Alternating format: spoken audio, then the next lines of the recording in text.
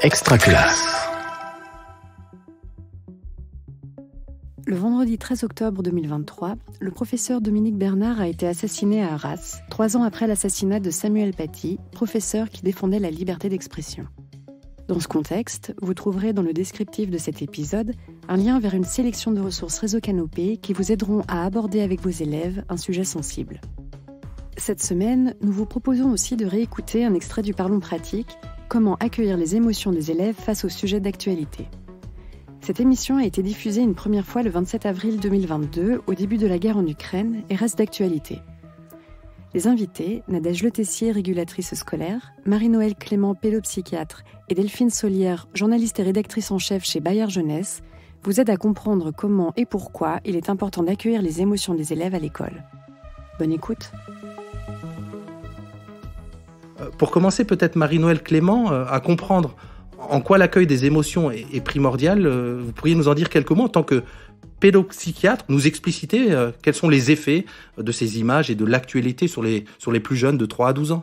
Écoutez, c'est vrai que devant des événements aussi importants que ceux qui sont en train de se dérouler en ce moment, il y a un afflux d'informations dans les familles. Tout le monde s'inquiète, tout le monde a envie de s'informer. On ouvre la télévision, on allume la télévision, on ouvre les journaux, etc. Donc les plus jeunes sont évidemment pris dans ce flot, dans ce flux. Et puis il y a aussi les cours de récréation où s'échangent beaucoup de choses. Et puis des informations dans les cours de récréation qui sont parfois un peu dérégulées, c'est-à-dire les enfants rapportent ce qu'ils ont entendu chez eux, ce qu'ils ont plus ou moins bien compris, ils essayent d'être le plus spectaculaire possible pour certains, donc tout ça génère beaucoup d'inquiétudes et il faut bien sûr des paroles d'adultes pour venir un petit peu structurer, apaiser, rassurer. C'est là où la famille, les parents, mais aussi l'école et les enseignants ont leur rôle à jouer bien sûr. En fait, au départ, effectivement, il y a eu beaucoup de, de choses qui ont été dites, extrapolées, c'était vraiment grandiloquent, etc. Et puis aujourd'hui, je constate qu'il y a vraiment un retour à la normale. Les enfants ont besoin, aujourd'hui, le cadre classe les rassure, c'est-à-dire qu'ils sont au travail. Et dans le même temps, je pense que ça va être le sujet, on en parlera tout à l'heure, sur l'importance finalement d'accueillir les émotions des enfants qui en ont besoin, pour leur permettre de se mettre au travail, parce qu'on sait très bien à quel point les émotions sont liées à la cognition et interfèrent sans cesse. Et on peut avoir des enfants qui sont en empêchement de penser, ou certains encore qui peuvent être, surtout les enfants qui ont une grande sensibilité, qui peuvent avoir des comportements particuliers, en tout cas étonnants, mais qui sont dus, je pense, à des angoisses ou à des peurs, mais pas forcément identifiés tout de suite comme cela. Marie-Noëlle Clément, là, on parle effectivement de la crise ukrainienne qui est le moment actuel, mais ça peut concerner bien d'autres moments, d'autres événements aussi qui peuvent toucher les enfants à différents niveaux. Depuis quelques années, c'est vrai qu'il y a eu quand même une succession d'événements difficiles. La question la période des attentats, la pandémie, évidemment, et puis tout ça sur fond d'urgence climatique. Donc c'est vrai que les enfants d'aujourd'hui sont quand même soumis à un climat tout à fait particulier au niveau de l'actualité. C'est beaucoup d'inquiétudes. Et en même temps, cette inquiétude, on peut aussi en faire quelque chose. Ce qu'on pourrait se demander aussi, en tout cas de la part des enseignants, c'est quelle part faire entre l'apport d'informations et l'accueil des émotions. Selon les enseignants, on peut se dire que j'apporte des informations factuelles et ça va déjà rassurer les élèves parce qu'ils ont quelque chose à quoi s'accrocher, mais où mettre le curseur entre apport d'informations et recueil, gestion des émotions, peut-être Marie-Noëlle encore pour le coup. Oui, je crois que le premier temps, c'est vraiment l'accueil des émotions. On ne peut pas commencer à penser si on ne s'est pas un petit peu débarrassé, en quelque sorte, de ce qu'on a sur le cœur, des émotions qui nous habitent. L'accueil des émotions, ça suppose aussi que les adultes soient en mesure de nommer les leurs. C'est-à-dire que si on ne nomme pas les émotions qui nous habitent, inviter les enfants à le faire, il y a des chances qu'on fasse chou blanc parce que du coup on ne montre pas le chemin. Donc voilà, tout d'abord que l'adulte puisse exprimer ses propres émotions, dire moi devant ce qui se passe en ce moment, voilà ce que je ressens Et vous, est-ce qu'il y a des choses que vous avez envie de dire? Est-ce qu'il y a des choses dont vous avez envie de parler? Donc tout d'abord faire place à l'expression des émotions, au fait de les nommer, ça structure un petit peu les choses. Et ensuite, effectivement, on peut en venir sur des choses plus explicatives, informatives, qui vont venir border pour le coup l'émotion et la mettre un peu à distance. Et Nadège, il y a des outils un peu concrets que vous pourriez partager pour cet temps de recueil des émotions, parce que tout le monde ne sait pas forcément bien le faire, n'a pas l'habitude de le faire. Oui, alors la première des choses, effectivement, comme le disait Marie-Noëlle, c'est en tant qu'adulte, on est vraiment un modèle. Donc, si on veut accueillir les émotions des enfants, c'est vraiment important de poser les siennes. Et on peut avoir des temps, en fait. Et puis, tous les enfants ne vont pas avoir les mêmes besoins. Donc ça aussi, je pense que même dans le recueil, au niveau de l'information, on peut aussi essayer d'imaginer travailler en équipe pour avoir peut-être un enseignant qui va être plus sur rassurer les enfants en leur donnant des choses factuelles, d'autres qui vont peut-être être plus sur l'accueil des émotions pour des enfants plus fragiles. Et là, on peut faire des groupes de parole avec un bâton de parole. On peut amener aussi à faire des petits jeux de théâtre, parce que les émotions peuvent s'exprimer aussi par le théâtre, par le corps, passer par le corps. Parce que tous les enfants ne savent pas nommer leurs émotions. Donc c'est déjà où ça se situe dans mon corps, et puis l'adulte va aider à nommer. Et puis de la même façon qu'accueillir, savoir en tant qu'enseignant qu'une émotion, finalement, elle cache un besoin. Et ce besoin de l'enfant, après on en parlera peut-être sur des outils pour accompagner en tout cas, mais en voilà certains. Mais ça peut être aussi écrire des chansons, du rap. Accueillir une émotion, elle peut se faire de différentes façons. Accueillir les émotions, ça va pas durer toute une matinée, ça va pas durer toute une journée. C'est quelque part, on rentre en classe, ça dure quelques secondes, mais bien sûr qu'on va aller dans l'explication, bien sûr qu'on va aller nuancer les propos qu'on entend, qu'on va aller voir plus loin.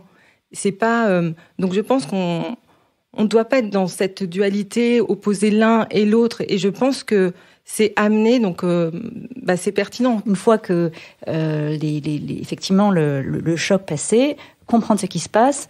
D'abord parce que comprendre, ça permet de prendre de la distance, ça permet donc certainement de faire baisser une part du niveau d'anxiété. Ça permet aussi de donner un petit sentiment de maîtrise aussi sur la vie. Et puis ça permet de comprendre pourquoi ça se passe à ce moment-là. Nadège, les enseignants, ils ont besoin de support, ils ont besoin d'outils.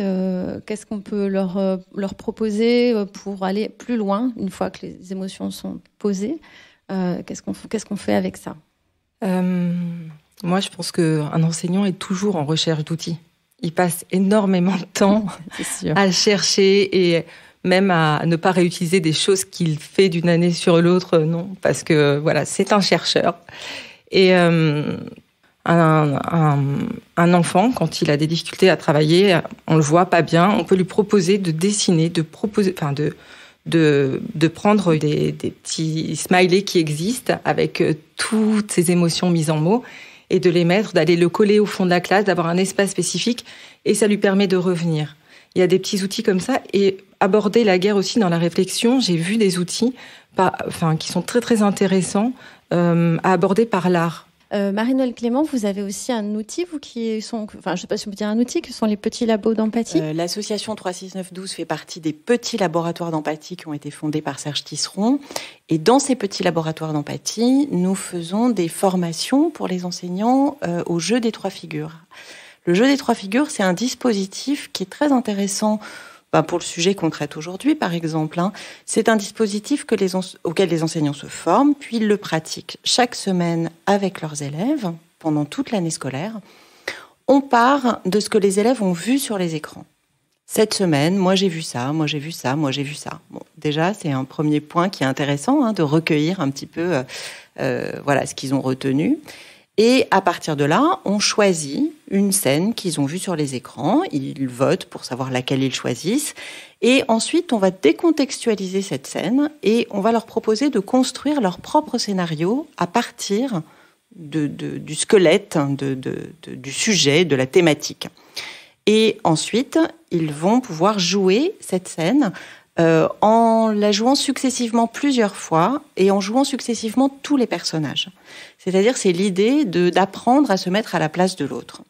Et ça, c'est un dispositif qui est intéressant parce qu'il travaille à la fois sur les émotions, Et puis Nadège le disait tout à l'heure, c'est vrai que l'activité théâtrale, le fait de mettre en scène, c'est extrêmement important pour les enfants dans le champ des émotions, parce que l'émotion, elle passe beaucoup par le corps chez les enfants. Donc pouvoir effectivement bouger, incarner, etc., c'est vraiment un support intéressant. Marie-Noëlle, les situations, les élèves ne les ont pas forcément vécues eux-mêmes, mais ils ont vécu des choses proches, ou leurs familles ont vécu des choses proches. Comment, c'est peut-être un peu délicat avec ces enfants-là, ça peut raviver des choses. Comment est-ce que vous imaginez que les enseignants pourraient essayer de tenir compte de ces réalités-là ? L'actualité, elle peut résonner pour certains enfants, avec des problématiques personnelles, familiales. On ne sait jamais, en fait, sur quoi on tombe, si je puis dire.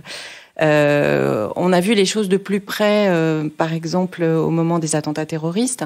Moi, j'habite et je consulte dans le 11e arrondissement de Paris. Et du coup, là, les choses, effectivement, étaient très, très proches. Il y avait des familles qui avaient été touchées, avec des personnes blessées ou tuées dans les attentats. Donc, les enfants, pour le coup, étaient vraiment en première ligne de tout ça. Donc, oui, bien sûr que l'actualité, elle peut raviver des choses. C'est compliqué pour les enseignants de savoir ce qui se passe dans la vie des enfants, etc. Il faut être attentif, je pense, à ce que si un enfant montre des signes de souffrance particuliers dans un moment donné, c'est-à-dire un enfant qui, par exemple, ne s'intéresse plus aux choses auxquelles il s'intéressait d'habitude, n'a plus envie de jouer avec les autres, a tendance à se replier, ou au contraire montre une espèce d'émotivité débordante. Je pense que c'est vraiment important d'être attentif dans ces moments où l'actualité est tellement brûlante, et puis de proposer peut-être à ce moment-là un échange individuel avec l'enfant pour essayer en tout cas de comprendre un peu ce qui lui arrive, et puis ensuite de voir ce qu'on fait avec ça. Il ne s'agit pas évidemment pour l'enseignant de prendre en charge, mais en tout cas d'identifier un petit peu pour être plus attentif et du coup s'adapter aussi à ça. Est-ce qu'on gère les émotions de la même façon avec les grands et avec les petits ? Non, évidemment, c'est pas la même chose, et avec les ados non plus. Avec les tout petits, on peut être effectivement sur. C'est important de passer beaucoup par des médiations avec les petits, mettre des mots, nommer les choses, etc. Ça reste important, mais passer par des médiations, du dessin, du jeu, etc. Ça, c'est vraiment plus adapté pour les plus jeunes. Quand effectivement les enfants grandissent, ils sont plus à même d'aller vers une réflexion. Donc une fois qu'on a chacun exprimé ce qu'on ressentait face à la situation, on peut aller vers des explications, de l'information, des choses qui vont permettre de contextualiser et du coup de border l'angoisse, parce que contextualiser vraiment, dire vous le disiez Delphine, une carte de géographie, où est-ce que ça se passe, quels sont les enjeux, etc. Ça, c'est très important. Chez les ados, c'est encore autre chose.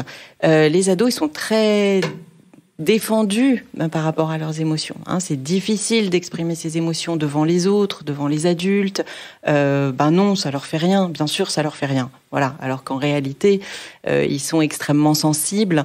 Ce ne sont pas des adultes miniatures, ce sont des adultes en construction, donc avec toute la fragilité que ça suppose. Donc il faut vraiment beaucoup de doigté. On peut pas aller beaucoup sur le terrain de proposer d'exprimer les émotions. Ça, c'est compliqué pour eux. En revanche, aller vers des actions, des engagements, évidemment, là aussi, beaucoup d'explications, de mise en perspective. Ils sont beaucoup plus à même de comprendre la complexité du monde, d'aller vers les enjeux géopolitiques, etc. Et puis, des formes d'engagement, d'action. Je pense que ça, c'est quelque chose qui peut leur correspondre bien.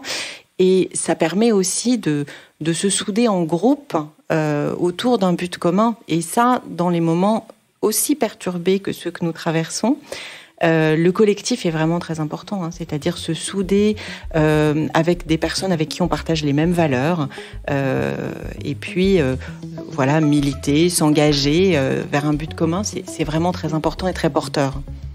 Comment accueillir les émotions des élèves face au sujet d'actualité ? Un épisode Parlons pratique préparé et animé par Régis Forgione. et Hélène Audard. Enregistrement et moyens techniques, Hervé Thury et Laurent Gaillard. coordination de production, Luc Taramini, Hervé Thury et Magali Devance. directrice de publication. Marie-Caroline Missire. Merci beaucoup au Clémy qui nous a accueillis dans ses locaux aujourd'hui.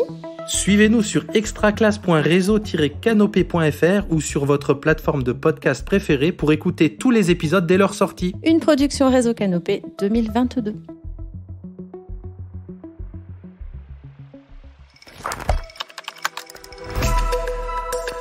Extraclasse.